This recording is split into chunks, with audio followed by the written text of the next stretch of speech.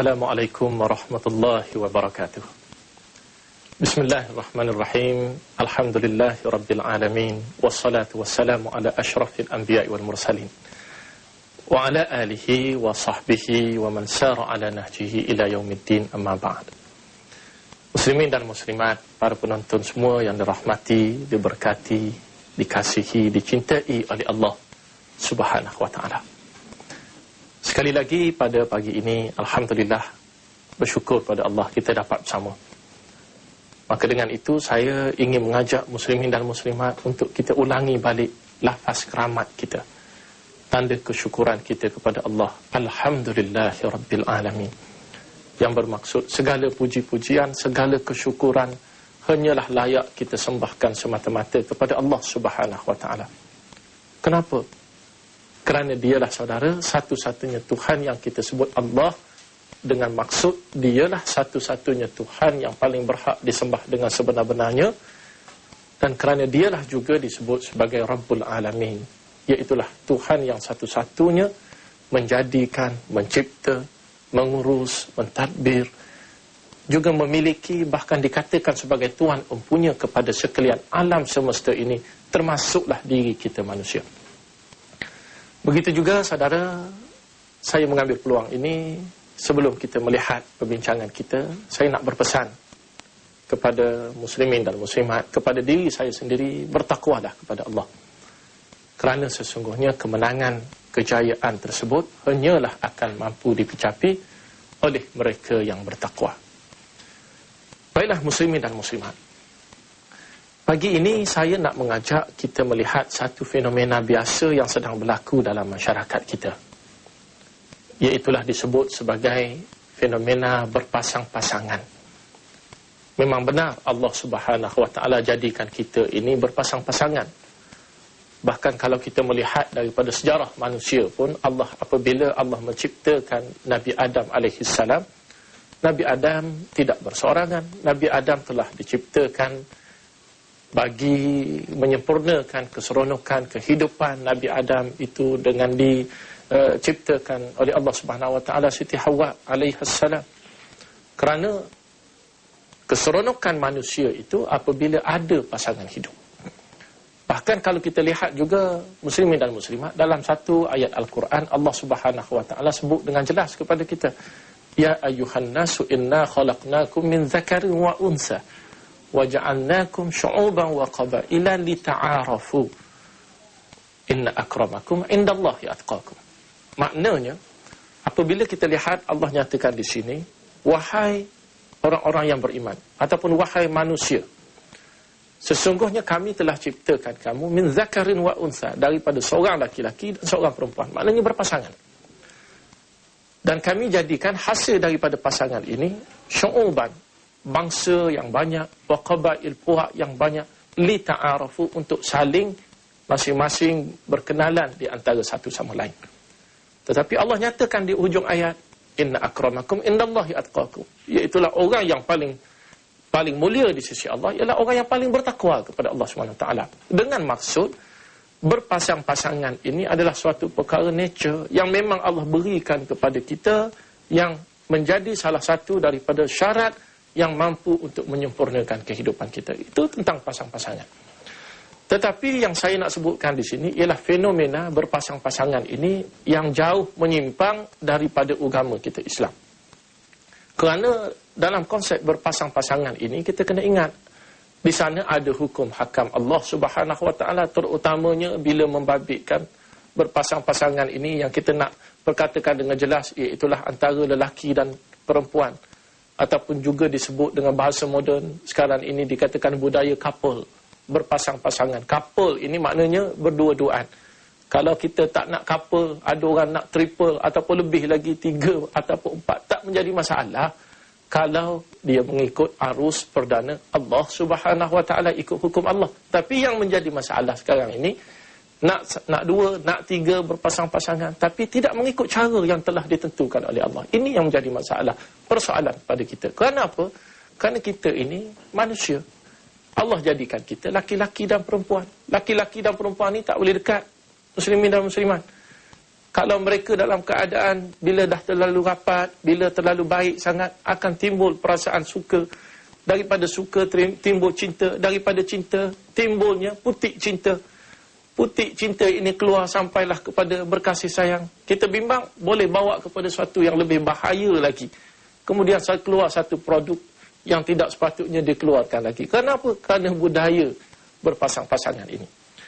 Jadi balik kepada kita nak lihat budaya berpasang-pasangan ini, kita kena tengok dalam satu hadis Rasulullah SAW sebut dengan jelas, la yakhluwanna rajulun bimra'atin illa kana thalithahuma syaitan. Maknanya tidak ada seorang lelaki pun bila dia berkhalwat, maknanya dia berseorang-seorangan ataupun berasing-asingan dengan seorang perempuan, maka pada waktu itu yang menjadi ketiganya ialah syaitan. Maknanya bila antara lelaki ini dia berpasangan dengan perempuan, yang hampir kepada mereka yang menjadi juru cakap penghubung di kalangan mereka ini ialah syaitan. Dan kita tahu syaitan innama ya'murukum bis-su'i wal fahsya. Syaitan ini apabila datangnya, kerja dia suruhkan kepada perbuatan yang buruk dan juga perbuatan yang fahsya, perbuatan yang keji sahaja. Tidak ada syaitan yang ajak kita buat baik. Maka kita kena ingat bila sebut budaya berpasang-pasangan ini, memang ada kebaikannya. Di sana ada yang boleh membawa kepada perkahwinan. Tetapi kita melihat satu budaya yang sedang biasa berlaku dalam masyarakat kita, itulah budaya untuk mencari keseronokan hasil daripada hubungan seorang lelaki dan perempuan yang melalui yang kita sebutkan budaya couple itu tadi. Dalam satu hadis, bahkan banyak hadis, kalau kita lihat, Rasulullah SAW memberitahu kepada kita apakah sebenarnya kedudukan seorang wanita tersebut. Saya sengaja menyebut wanita ini kerana wanita ini dia menjadi satu sumber kepada keseronokan. Kerana berdasarkan kepada hadis Rasulullah SAW sendiri, Rasulullah menyatakan wa khairu ad-dunya mata'un wa khairu mata'iha al-mar'atu salihah. Dunia ini adalah keseronokan, dan keseronokan yang paling hebat ialah perempuan yang salihah. Maknanya wanita itu telah diciptakan oleh Allah Subhanahu wa taala untuk melengkapkan keseronokan hidup laki-laki dan juga wanita itu sendiri. Maknanya saling berseronok. Tetapi yang kita bimbang di sini, jika budaya couple yang kita buat ini, yang ada setengah-setengah, yang kebanyakan lah, bukan setengah-setengah lagi sekarang, kebanyakan bukan peringkat universiti saja, bahkan peringkat yang lepas universiti pun ada yang budaya berkouple, beranak isteri, masih lagi ada budaya couple. Kemudian yang belum daripada universiti, di sekolah, bahkan di sekolah rendah pun memang dah berlaku sekarang ini budaya couple, budaya berpasang-pasangan. Maka kita kena ingat, kalau budaya itu berlaku dengan tujuan untuk menuntut ilmu, dengan berpandukan landasan-landasan syarak, diharuskan, tidak menjadi masalah. Tapi budaya couple bila kita sebut, kebanyakan yang berlaku adalah berunsurkan kepada jalan yang tidak dibenarkan oleh agama Islam. Balik kepada apa yang saya sebutkan tadi, perempuan ini terutamanya adalah satu simbol keseronokan. Kita tengoklah dalam satu hadis pun yang lain, bagaimana dalam satu hadis yang menceritakan tentang hijrah, bagaimana besarnya peranan seorang perempuan, sehingga kan ada seorang lelaki yang sanggup berhijrah, pergi menempuh kesusahan perjalanan bersama dengan golongan-golongan muhajirin, tetapi tiba-tiba tujuan dia kerana nak dapatkan perempuan. Ini nak menunjukkan betapa perempuan itu mempunyai pengaruh yang kuat. Maka bagaimanakah kita nak menjaga diri kita apabila kita dalam keadaan berdekat-dekatan dengan orang perempuan, dengan seorang perempuan yang berada di sebelah kita. Mula-mula ada di depan kita, baik dia ada di depan kita, kita ada di belakang kita. Kita ada di depan, dia di depan kita. Pada waktu itu masing-masing berpandang mata. Lama-lama tak berapa faham sangat, nak tunjuk ajar, duduk sebelah pula. Jadi perkara ini dia berlaku step by step, dikatakan satu langkah demi satu langkah. Maka pada waktu itu akan menimbulkan satu bentuk perasaan naluri dalaman manusia. Bila kita ini manusia yang normal, kita ada naluri dalaman. Iaitulah yang laki-laki inginkan perempuan, perempuan inginkan kepada laki-laki. Sebab itu dalam mazhab Syafi'i sendiri, kalau kita tengok, bila bersentuh laki-laki dengan perempuan, maka batal air sembahyang. Betapa dijaganya supaya tidak rapat sangat antara laki-laki dengan perempuan ini.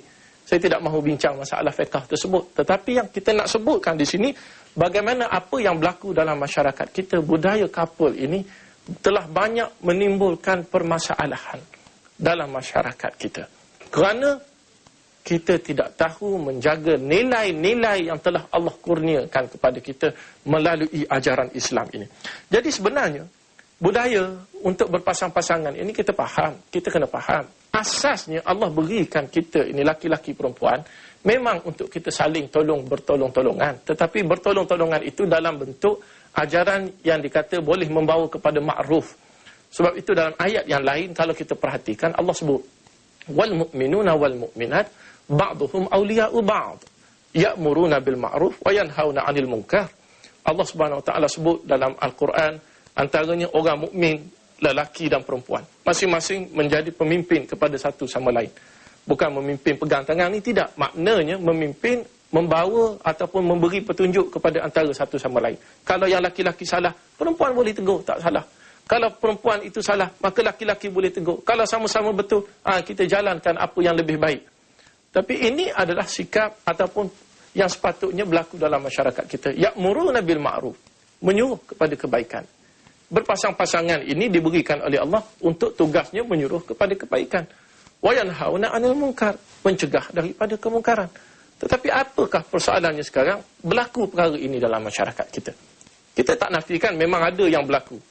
Tetapi lebih ramai, lebih banyak sekarang kes yang berlaku bila budaya couple ini melanggar tata susila Islam agama kita. Melanggar tata susila bahkan budaya masyarakat kita. Dari sudut kebangsaan kita pun kita sudah melanggar. Tidak berlaku sesuatu yang baik di sebalik budaya ini. Maka kita seharusnya memikirkan apakah natijah, apakah hasil, apakah produk yang akan keluar daripada budaya couple ini. Apa seronok sangat yang kita ini berdua-duaan. Kalau betul ingin berdua-duaan, apa salahnya kalau teruskan dalam bentuk perkahwinan? Tidak menjadi masalah. Tetapi yang kita bincangkan bagaimana hubungan antara seorang lelaki dan perempuan yang tidak mempunyai perikatan yang sah di sisi Allah melalui perkahwinan. Bahkan dalam satu hadis, muslimin dan muslimat semua, bagaimana seorang sahabat pernah bertanya kepada Rasulullah bila dia mendengar Rasulullah menyebut iyyakum waddukhula 'alan nisa. Hendaklah kamu sekali-kali menjauhkan diri kamu daripada memasuki suatu tempat yang terdapat orang perempuan. Maknanya kamu berasing-asingan dengan perempuan, kamu berada berdua-duaan, couple berdua-duaan dengan seorang perempuan. Kenapa? Lalu Rasulullah sallallahu alaihi wasallam ditanya, apa salahnya Rasulullah? Kalaulah lebih-lebih lagi orang yang masuk itu disebut afara'aital hamwa. Kalau ipar dua ini macam mana? Ya ipar dua kita.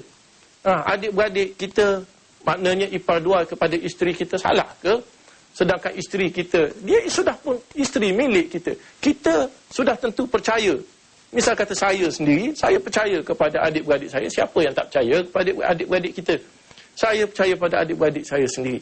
Adakah harus mereka ini berdua-duaan ataupun berasing-asingan dengan isteri saya? Walaupun isteri saya itu mungkin kalau dianggap sebagai adik ipar ataupun abang ipar, kakak ipar kepada adik-beradik saya. Kita kena ingat perkara ini Rasulullah sallallahu alaihi wasallam tetap katakan alhamul mautu. Sesungguhnya ipar dua inilah disebut sebagai maut. Satu kematian, kebinasaan. Kenapa? Kerana budaya ini boleh membawa kepada sesuatu yang tidak dijangka. Kerana Rasulullah sebut la yakhluwanna rajulun bimra'atin. Tidak kira mana-mana lelaki ataupun perempuan bila berdua-duaan illa kana thalithahuma syaitan. Kecuali yang ketiganya syaitan. Tak ada yang lain. Bukan malaikat datang kata buat begini-begini. Tidak. Yang paling hebat pada waktu itu ialah syaitan. Bila syaitan datang, maka kerja dia memang dia suruh melakukan perkara yang jahat belaka. Dan begitu juga masalah ini kita kena merujuk, saya tekankan tadi, ialah berkaitan dengan perempuan. Kenapa juga? Kerana Rasulullah SAW sebut dalam satu hadis, ma taraktu ba'di fitnatan adarra 'ala rijal minan nisa. Rasulullah menyatakan, aku tidak tinggalkan satu fitnah, satu perkara yang paling membawa bahaya bencana kepada golongan lelaki masyarakat umatku ini selain daripada fitnah seorang perempuan. Cuba kita bayangkanlah. Rasulullah menceritakan perkara ini untuk menjadi suatu pegangan kepada kita, suatu kepercayaan kepada kita, dan kita boleh praktikkan dalam amalan kehidupan kita. Rasulullah bagi jaminan perkaranya ini akan berlaku.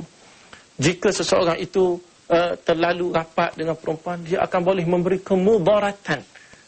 Mudarat dalam bentuk akan menjejaskan kedudukannya sebagai seorang mukmin. Tanggapan masyarakat pun akan berubah. Cuba kita bayangkan, orang melihat kita sentiasa berdua-duaan. Maka perkara ini akan menjadi salah satu perkara yang akan membawa kepada bencana dalam masyarakat kita. Bencana kepada pasangan itu sendiri.